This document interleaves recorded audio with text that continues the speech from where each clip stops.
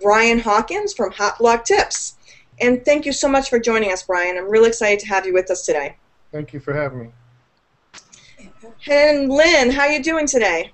I'm doing great. I'm excited to talk with Brian and learn more about his blogging tips. And for those who don't know, Brian's blog is Hot Blog Tips.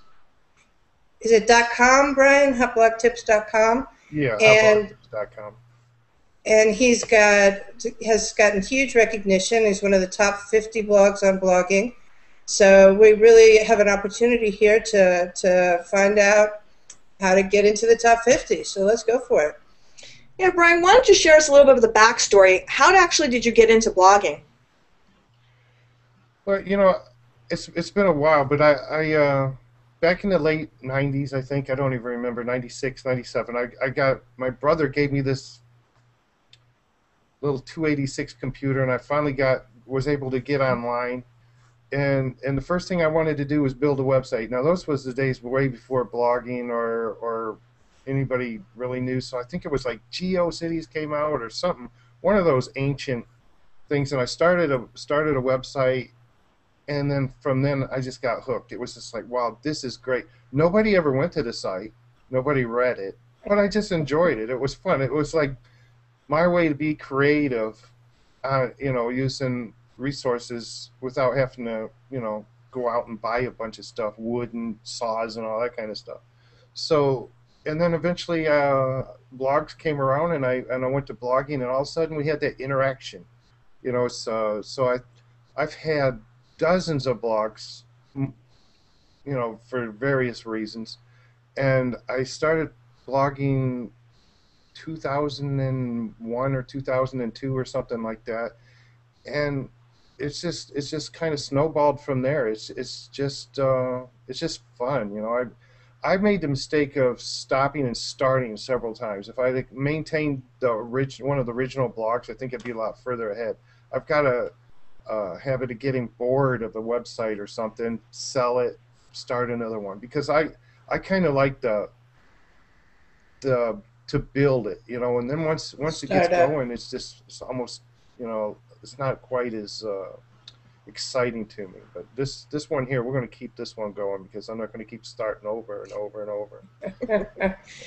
So one thing I think that'd be really great for people to know about you, Brian, is why don't you share a little bit of actually your real background? So I really do want to get into, as we were talking earlier, about that, you know, this is one of your passions, yet it's still a professional blog, and yet you also have something else that you do. So just, I want people to get a sense of like who you are. So share with them a little about like what you do, what your life's like. Okay, well, I'm 48 years old. I live in Michigan. I've been married for 30 years in August. I'm glad I got that right. I've got 4 grown children. I've got 4 grandchildren. I'm a truck driver. I've been a truck driver since I was out of the Army. And that's what I did then. So I've been driving for 30 years. And I work right around 60 hours Monday through Friday, driving a truck. So, and it's a very high pressured local position. You know, it's just you go out and you're dealing with more deliveries and pickups that you could handle, and every kind of person from every walk of life. So it's very stressful. So by the time I get home at night, I almost don't know my name. It's just, you know, it's just I'm mentally wore out, physically and mentally. So I get very little done, and then on the weekends I try to play catch up, and that never really works.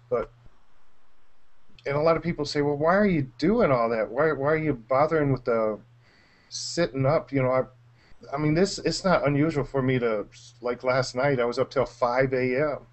You know, I was too. You mean till today? Yeah, Not last night. I mean till this morning. I didn't go to bed till 5 a.m. this morning and slept for just a few hours. And it's not because it's work. It's not because I have to. It's because this is what I enjoy doing. The other part, you know, the truck driving, that pays the bills, and it's a career, and you know, and I've got a lot of time invested into that, and I'm fine with that. But this is what I like to do. This is where my fun time comes in. So it's not work to me. The social media, the blogging, the interaction with the people that I've come to know online for, in a lot of cases, 10 or 12 years. and it's just my way of getting that social interaction that at a lot of times I don't have time to do. You know, by leaving the house, I'm not a person to go to the bar or anything like that. So, but yeah, that's pretty much the story. It's just blogging can, and in social media, it's open to the whole world. I mean, anybody can do this. You don't have to be a web designer, a graphic designer, or a social media specialist or anything. This is something that anybody can do if that's what you want to do. It's fun as long as you're not turning it into a job. That's my opinion. And as long as you don't need a lot of sleep, I think that's the other key. It is, I was up till 5 a.m. too. I think it's, you get going and you just keep talking to people and interacting. Well, I think one of the things I found being in an entertainment industry is that most creatives get their most creativity in the wee hours of the morning. Now, that's not everybody. However, I found through the years that I do my best blog writing at 1 or 2 in the morning. That's sometimes when I get the most brilliant aha moments of creativity for a graphic or an idea for an interview or who I want to interview. So I don't think it's just us. I think a lot of people that are passionate about writing or in any sort of creative media, if you will, is people that tend to, or I have found anyway, to be more night owls. I agree with that. I just did a blog post last night, and I wouldn't have dared publish that thing because I know from experience I can come up with some good ideas, but the rest of me isn't functioning properly. I've been up for 30-something hours at that point, and I wouldn't, so that went into draft mode, and a little later on today I'll go on and edit and check my spelling and laugh at myself for all the mistakes, and then and probably publish it tomorrow or whenever. But now you bring up a very good point, and it is important that when we are these creatives and we are being massively creative in the middle of the night, that we do checks. And I don't even mean in the middle of the night. I think I'm getting more and more to the point where I encourage everybody to go through and read your blog out or whatever you've written out loud, because it's very different. When we're reading it to ourselves, sometimes we still miss something. We'll miss a syntax, I can't explain it, but the actual stream of the sentence. And when we're reading it to ourselves, we're just checking for, like you said, capitalizations or grammar. But when you're reading it out loud, some other things start to get triggered where you're going, wow, I need to add more to that. That's not really clear. Or there's just many different nuances and layers. I encourage everybody to not only look at it, reading it to themselves silently, but to read it out loud. And like Brian, like in the middle of the night type of thing, take the next day, and I would say go through it like twice, to yourself and reading it out loud. And you'll be surprised at the little nuances that might come to you. I always just find that very enlightening. And I've gone back like a week later sometimes, and it's already published, and I'll still catch something. I'm going, wait a minute, I want to edit that. I want to fix that.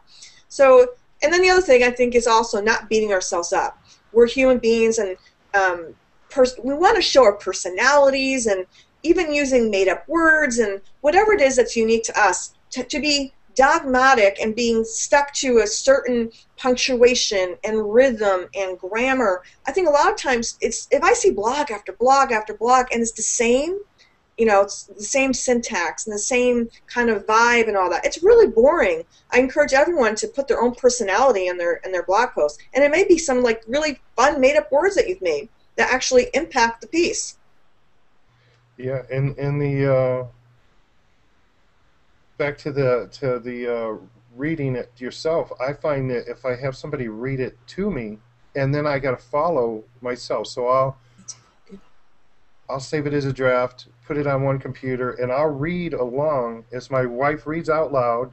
Or another option is to use one of the many apps, the reader apps, because we tend to read quickly because we know what it says. We wrote it, so we're reading it the way we think we wrote it, and not necessarily the way it came out on the screen. So it often helps to have somebody else read that, and I'll have to read it along with her, because that's when I'll catch the mistakes, because, well, I've been married 30 years and it's hard to listen sometimes. That's a joke. But I'll catch a lot of mistakes. I'll go through and do all, my proofreading and editing and think it's perfect, and find 2 or 3 more mistakes when my wife helps me out. So that's a huge help. So you just mentioned a reader app. Can you actually actually make sure you send me some of those information, so I'll put that when we put together the piece as well. But can you say out loud a couple of the reader apps that you actually use or enjoy? Let's see. The one that I have right now on my says iSpeech, and it's a it's just a browser, a Chrome extension.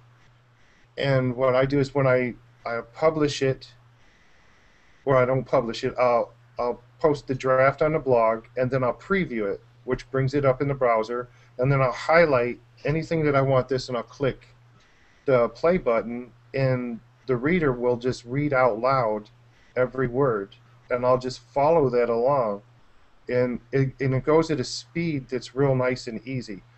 I'm not like just scanning over it as fast as I can. It keeps me slowed down, and then I'll hear the words, and sometimes it just say, and I have a bad habit of writing the instead of there, or I'll just leave certain letters out, but there's still words. So I'll also paste everything into Word, and it'll catch a lot of the misspellings. But if it's still a word, it's not going to catch it. Not always. It's actually getting better, but sometimes it won't pick up. You put in there instead of the or something. It often won't catch it. And by listening to that that plugin, I prefer my wife obviously, but sometimes if she's not available, that's a nice option. Perfect. I really appreciate that, because that's one of the goals of this. I also, Brian, would you also share a little bit to demystify a little bit of Google Hangouts? Can you explain a little bit how, if Google Hangouts is hard, is it really time-consuming? Just share a little bit about Google Hangout. And how you use them. Yeah, it might be interesting if you tell people about how you use them regularly for your blogging or for hot blog tips. Okay, sure. Well, Google Hangouts is a creation of Google, obviously, and it's a way for us to do what we're doing right now. This is a Hangout, and have multiple people and like a video conference. And once we go to Google Hangout on Air, which is what this is, it's recording to the Hot Blog Tips YouTube channel, which will be removed, and Carly's going to take it from there and do a little editing and production with it. But that's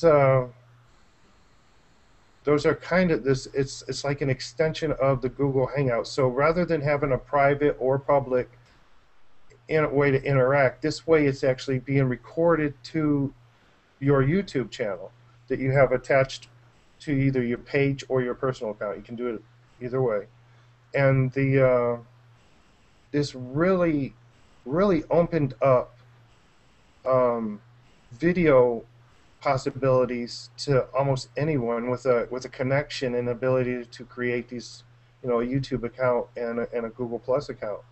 You don't have to have, you just need a webcam and headphones or a microphone. You can get as cheap or as expensive you want, and everything's uploaded for you. You don't have to have a bunch of expensive software and production equipment and people working to do all your editing and everything. It's live, so you have to deal with that. And I think this makes it a little bit more interesting. I mean, things happen during these Hangouts that like bring them to life. Sometimes you couldn't plan it in a million years, but sometimes it's good. Sometimes you're like, wow, I wish that didn't happen. But you know what? It's live. I'm sure that the media, on the news and everything's had to deal with that for decades, but it really opened it up for a lot of people. As long as they can get past the, I don't like the way I look, I don't like the way I sound, which was me all the way 100% when we first started these things.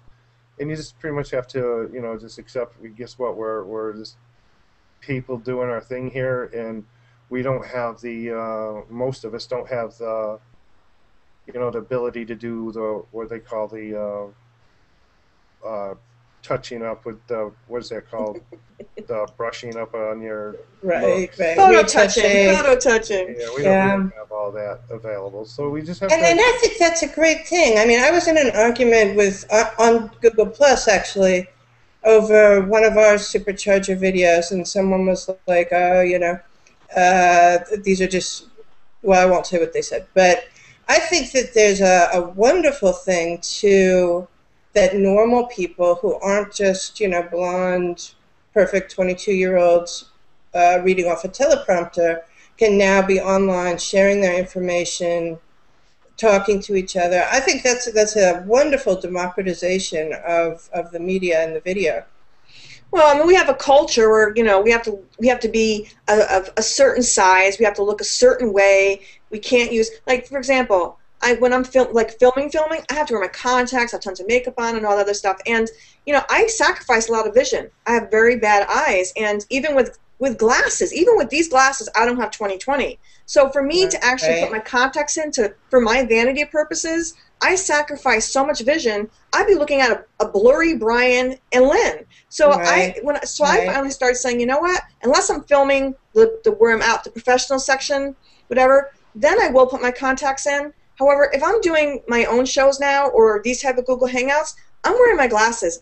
I love to see. You know, it's very, and I wind up having a furrow. People think I'm mad because I'm actually straining to see. And to me, it's not worth it. And the contacts that they have don't correct my vision to 20/20. So why am I going to sacrifice my vision to appease, you know, the powers that be that make me look a little more pretty, if you will? And that, you know, who's defining that? Who's defining whether I look prettier with glasses or contacts or, you know, whatever, or that I might be slightly heavier now because I had my knee surgery and I was thinner before? I mean, we could go on and on. It's a ridiculous subject. And I think it's really empowering to everybody that we just accept where we are, who we are. Now, I'm not saying be lazy about it. I think we all need to take care of ourselves, and that's an important aspect of life. And at the same time, we still have to accept what we look like, who we are, what our voice sounds like, and actually own that and be with that. Well, and it's real. I mean, I think these are really taken off. And YouTube, I think, has really benefited from this and their rapid growth recently. These Hangouts have really, I mean, I was just listening to a real nice video with Andy Jenkins and Mike Gilsame, and I mean, those are some big shots here in internet marketing, and they just decided they were going to use Hangouts for all of their videos in the future. That's how they're going to start doing it for their communication. It's pretty powerful. You can get on here and convey a message and get it across a broad spectrum without the time and resources and money and effort that it was taking just a short year or two ago. And I think that this is kind of a new trend. We're seeing a lot of people prefer, I know I do, I prefer the realism on a Hangout than I do with this huge production where you kind of in the back of your mind kind of thinking, well, this is scripted, it's phony, it's fake, you know, and the whole time you're trying to read between the lines, you know, what do I believe, what don't I believe? I mean, you have that no matter what because we're all human, but at the same time, it doesn't seem like a marketing ploy every time somebody gets out here and has a conversation. So I think that is appealing to a real broad spectrum of people. Well, if you look at the entertainment industry, reality TV is the it factor, if you will. I mean, now the funny part about reality TV, though, some of the shows are semi-scripted, Right. and some of them are fully scripted, and most people don't know that. So, and again, it takes, and I've been on a reality show, so I actually really know what that's like. I mean, 24/7 cameras for, 31 days? Anyways, my point is, the Google Hangouts brings a different type of realism because it is in the moment. A reality show is not, it is in the moment to some degree. However, then it goes to the editors, and half the stuff that actually you'd think would be on it is on the editing floor, and what they're choosing for ratings and drama winds up being on air. So I really do think that the Google Hangouts allows people to see the real people. I mean, it's one thing this is the one thing that Lynn and I talk about a lot, about authenticity and being ourselves. And I know, Brian, you did a hangout with your partners. Actually, by the way, can you actually please share your partners' names? Because I know Hot Blog Tips isn't just you. So can we just like put that out there now? Because I actually want to address that for a minute. Well, thank you for doing that. I should have said that right from the start. I'm like, Hot Blog Tips, and I know he's got partners, so can we actually just say both their names? And I don't know if you have a screenshot, you can actually put that in now and just show their faces. That'd be great. Well, I'm on a different computer right now, and it would take me a little digging up to do. Don't worry about it. I'll put it in when I do the editing. But we do these weekly hangouts, and we've got, I don't know, 130 videos or something right now on the YouTube channel. And we've been doing this for a year or so, a little over a year maybe, and it's Mitch Mitchell of I'mJustSharing.com. He's one of the we call it the Hot Blog Tips Hangout crew, and Cheryl Locke from FuzzyWuzzyAnapales.com. And Cheryl is pretty much the video expert that we use. She's the one that has all the technical know-how. I'm just there for the ride, really. I don't know. I mean, she keeps us straight, and she keeps our channel together, and she's responsible for all that. Cheryl also does a lot of blogging on Hot Blog Tips, and both Cheryl and Mitch are also newsletter partners. So each one of them we send out 2 issues every week, and each one has their own tips. Cheryl, in her case, she does video tips, and we usually get that out on Monday or Tuesday, sometimes Wednesday, depending on how the week's going, and then usually on Fridays we'll send Mitch's out, and he does the featured blogging tip each week. And it's worked out great. You know, I encourage people to find people that they can work with and get along with, and network together, and try to create and build on whatever it is that they're trying to accomplish as a team, rather than trying to do everything all on our own and compete with everybody under the sun. That's just like, that's very stressful, and is really end up badly. So and I want to bring up one quick thing. That's one of the reasons that I love blogging. I mean, blogging is like, Elaine from BasicBlogTips.com. I'm HotBlogTips.com. She's BasicBlogTips.com. Any field that you go to, we should be at each other's throats as competitors. And I consider Elaine a good friend. I care for Elaine. So that's a whole different way to look at business. I mean, you don't have to trying to keep kicking the legs out from one another, trying to stay ahead. Everybody helps.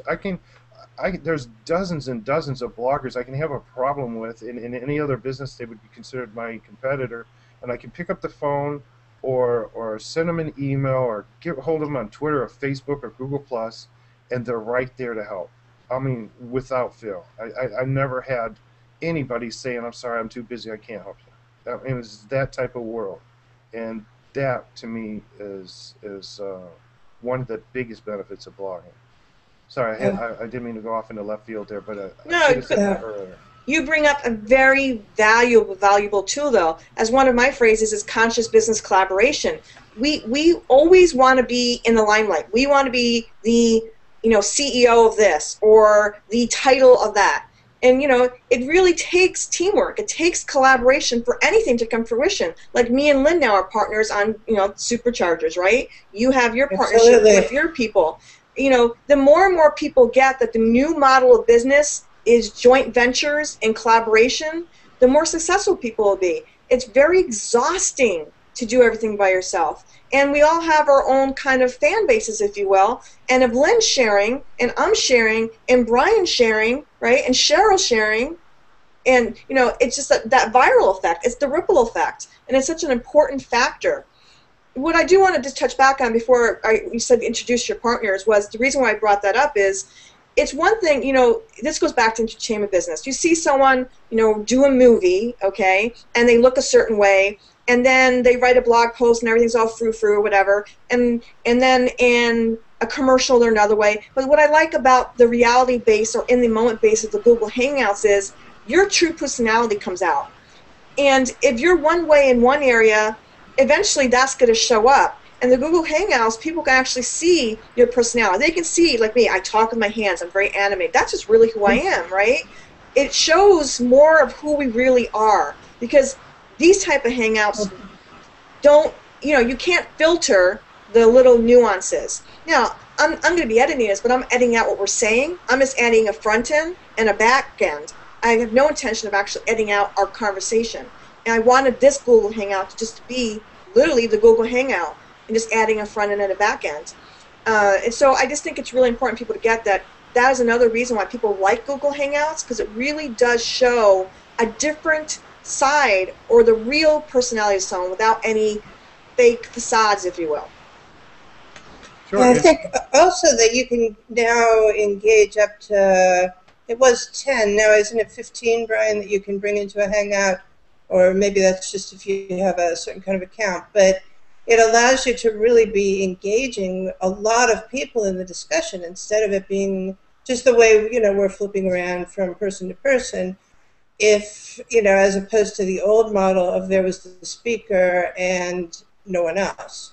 It's a much more collaborative, engaging, involving way to work. And I think that's, much stronger for all of us. We end up, our strengths magnify when we do it this way.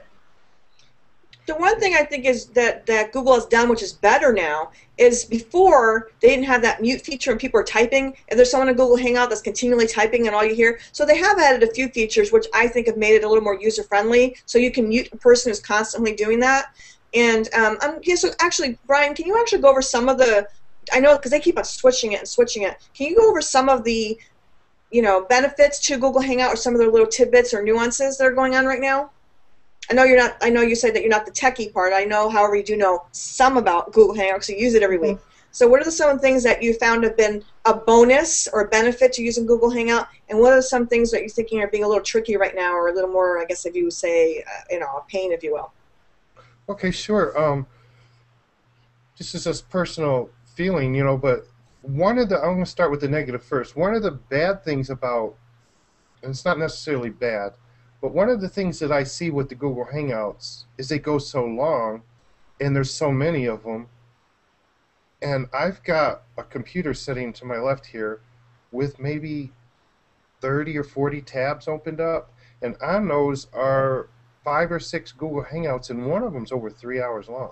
Oh my God! I'm trying to find time to watch these, and this is a great business idea. If somebody can figure out a way to watch these things faster, I think you make a lot of money if you can come up with an app. If one of them app-savvy technical people can figure that out, I would probably buy it, because if I could just fast-forward that to like twice the speed and still be able to, because I can't keep up. So that's the one thing. There's so much great content out there, and some of it you think, well, I'm going to listen to the first part of it and maybe skip through to.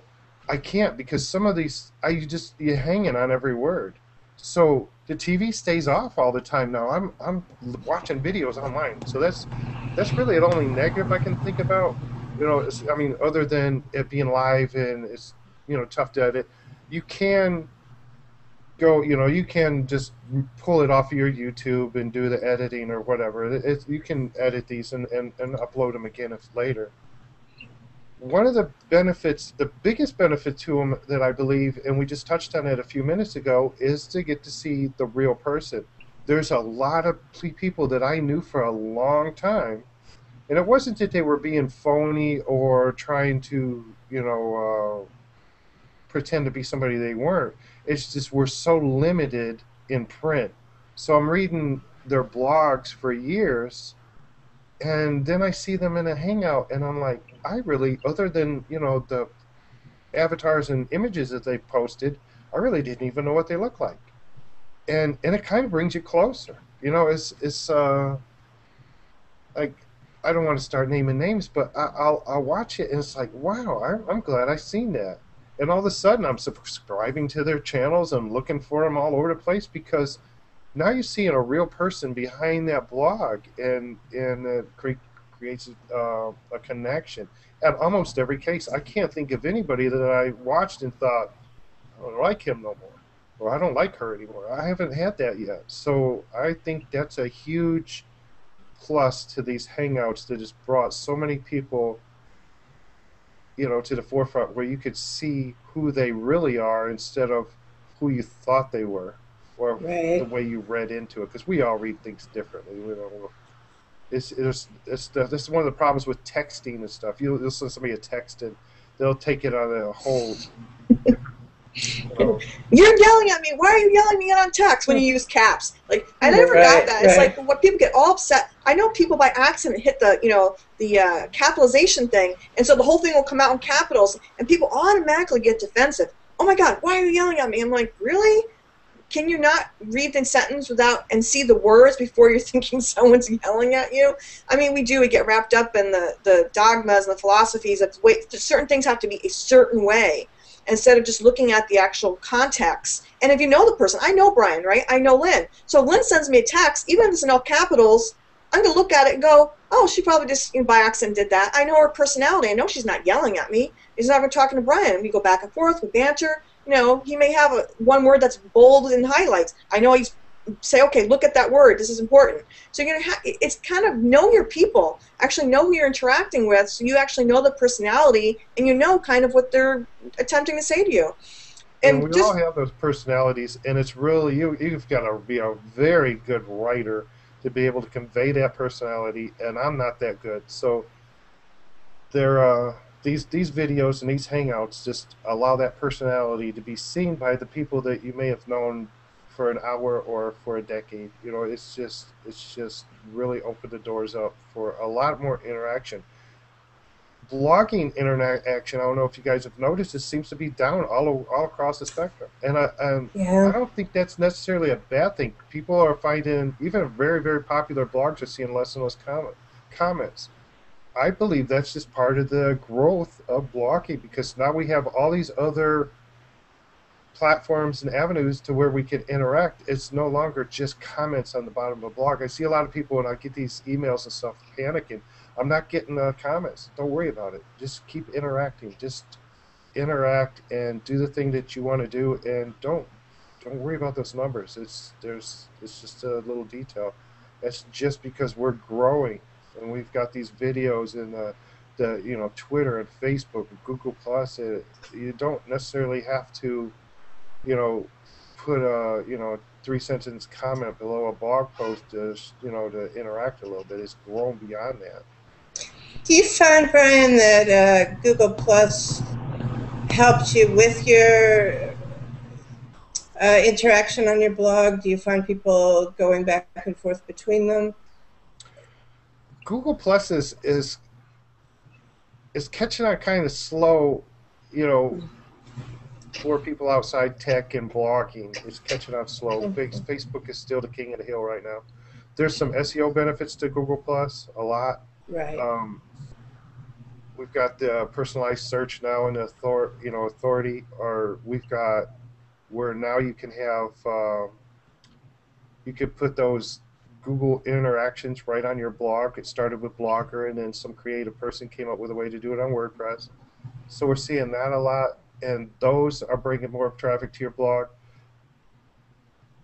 And yeah, I think it's just another way to interact. I think we've had the same thing with Twitter and Facebook. So I don't really think that if you're going on these networks just to drive traffic to your blog or your website, you're probably going to be disappointed, because it's all more than that. They all work together.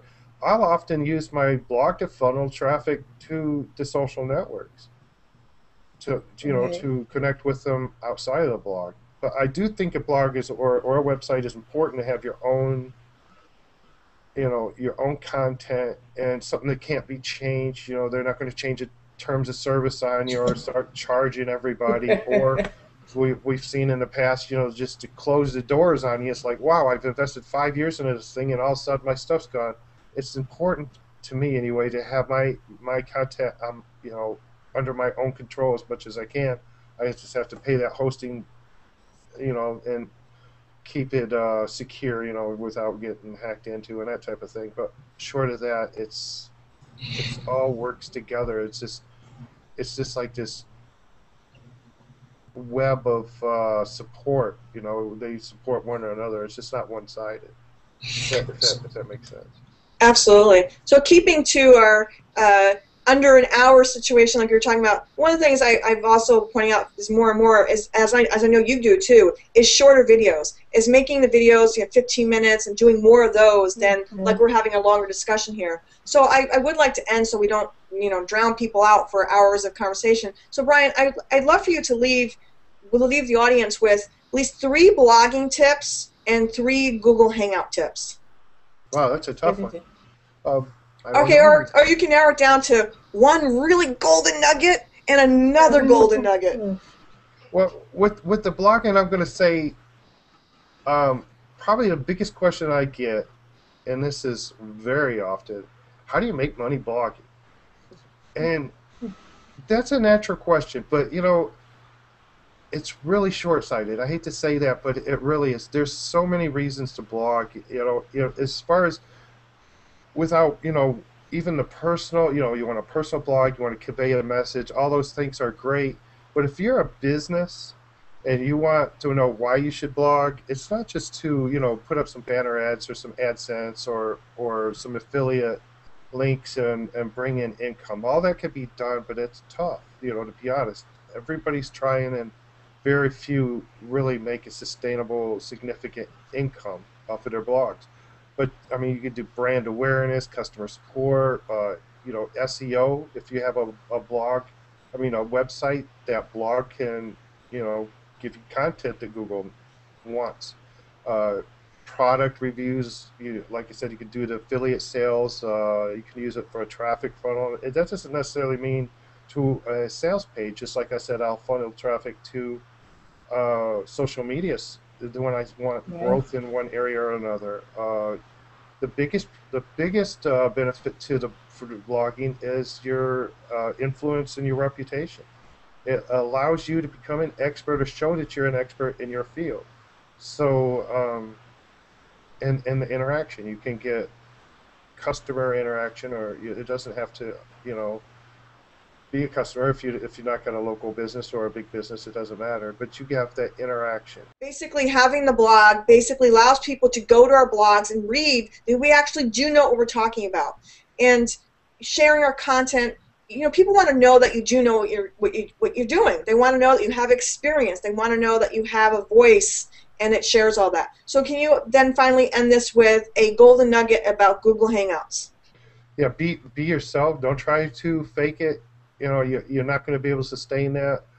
Let your personality come out.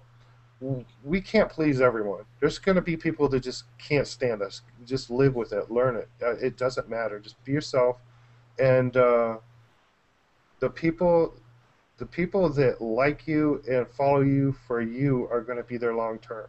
You're just doing yourself and everyone else a disservice if you're trying to be someone you're not.